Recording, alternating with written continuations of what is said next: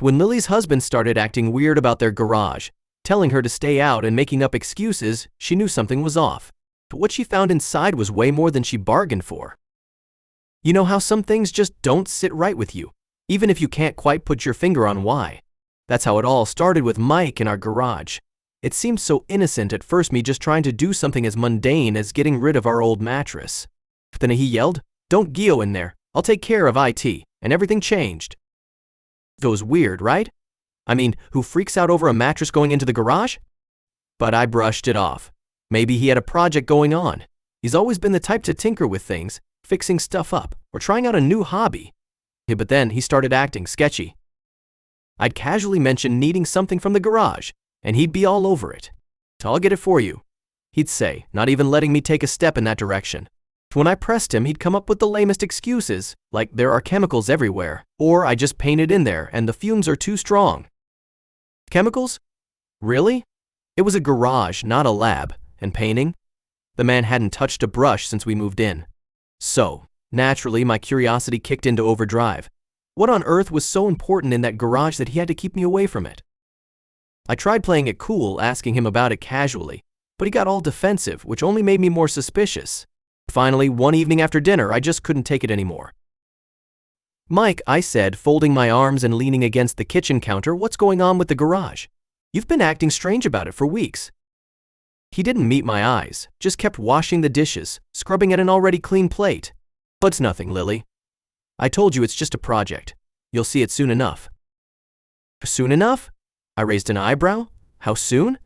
"Because it's starting to feel like you're hiding something from me." That's when he turned around, drying his hands with a dish towel and looking all serious. "I can't show you yet," he said, trying to sound sincere. "It's a surprise for your birthday." My birthday? That was a month away. And let's be real, Mike's never been one for planning surprises. Last year, he gave me a coupon book for free back rubs. Yeah, he's sweet, but surprises? Not his thing. So I pretended to buy it. "A surprise, huh? Well, all right then." I smiled, giving him a kiss on the cheek. "I'll wait." But inside, I didn't believe a word of it. That night, I couldn't sleep. My mind kept spinning, wondering what could be so important that he had to lock me out of our own garage. And that's when the idea hit me. I knew he kept the garage keys in his jacket pocket, which he always left draped over the chair in our bedroom. And if he wasn't going to tell me, I'd just have to find out for myself. Around midnight, when Mike was snoring softly beside me, I carefully slid out of bed. I tiptoed over to the chair, my heart pounding in my chest, and slowly reached into his pocket. The keys jingled quietly as I pulled them out, and I froze, glancing over at him. He didn't stir. Perfect. I slipped on my shoes, grabbed a flashlight, and headed out the back door. The garage sat about 20 feet from the house, detached and shadowed in the dim light of the moon. The night air was cool, but I barely noticed. My nerves were buzzing too much. As I approached the garage, keys in hand, I felt a strange mix of excitement and dread. So what was I about to find? I pushed the key into the lock and turned it, hearing the click of the bolt sliding back. My fingers trembled as I reached for the handle. I opened the door, and the scent of stale air and dust hit me. I flicked on the light, and for a moment, I couldn't process what I was seeing. There, in the middle of the garage, was a bed, and on that bed was a woman, curled up under a blanket, fast asleep. Beside her, on a makeshift mattress on the floor, was a little boy, probably around 2 years old.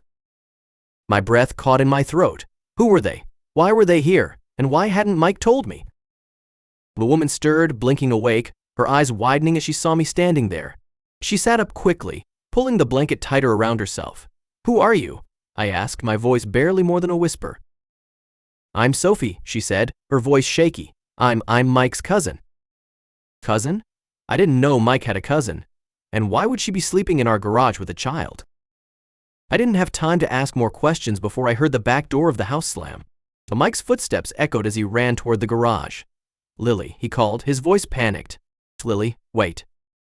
I turned to see him standing in the doorway, breathless. His face was pale, and he looked like he'd just seen a ghost. "Mike, what's going on?" I demanded, pointing to Sophie and the child. "Why are they in our garage?" He looked at Sophie, then back at me, rubbing the back of his neck. "Lily, I can explain," he started, but I cut him off.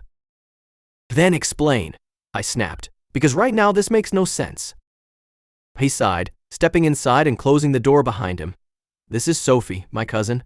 We haven't seen each other since we were kids. She showed up out of the blue, asking for help. She's homeless, Lily, and she didn't have anywhere else to go. I looked over at Sophie, who had tears in her eyes, clutching the child close. My anger started to melt away, replaced by confusion and guilt.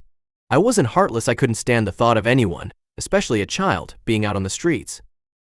So why didn't you just tell me? I asked, softer now. Why all the secrecy? Mike shook his head. Because, Lily, I know how tight things are for us right now. How we can barely make ends meet ourselves. I didn't think you'd be okay with them staying here. I stared at him, trying to process everything. He wasn't wrong. Money was tight. We were scraping by month to month. But hiding this from me, locking them in the garage like some sort of secret, it didn't sit right with me.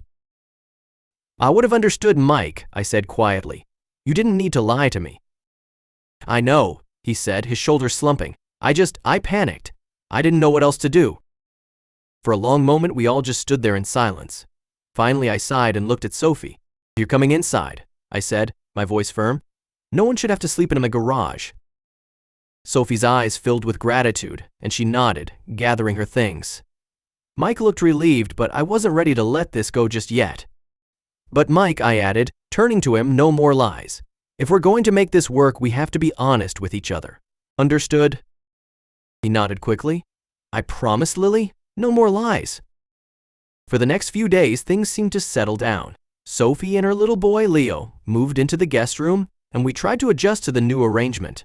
I felt a strange mix of emotions, relief that I had gotten to the bottom of things, but also an unease that I couldn't quite shake. And then one afternoon, while Mike was at work, there was a knock at the door. I opened it to find Greg, one of Mike's old friends, standing on the doorway. He had a bag in his hand and a friendly grin on his face.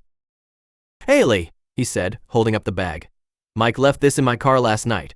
Thought I'd drop it off. I smiled, taking the bag from him. Thanks, Greg. I'll make sure he gets it. So Greg was about to leave when he glanced past me into the house. His eyes landed on Sophie, who was sitting on the couch with Leo, and his expression changed. Wait, what are you doing here? He asked, clearly surprised. Sophie froze, her eyes darting from Greg to me. You know her? I asked, my heart starting to race again.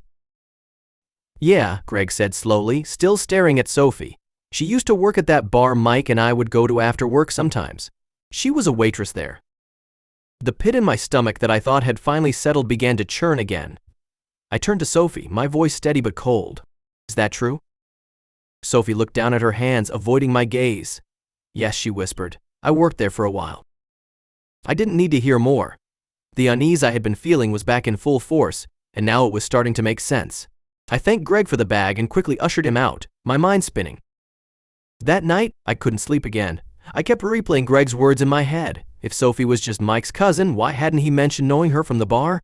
Something wasn't adding up. The next morning, while Mike was still asleep, I decided to do something I never thought I'd have to do. I found a hairbrush that Leo had used and carefully plucked out a few strands of hair. Then I did the same with Mike's comb. My hands were shaking as I sealed both samples in separate plastic bags. I knew someone who could help me with a DNA test, and I had to know the truth. The days that followed felt like an eternity.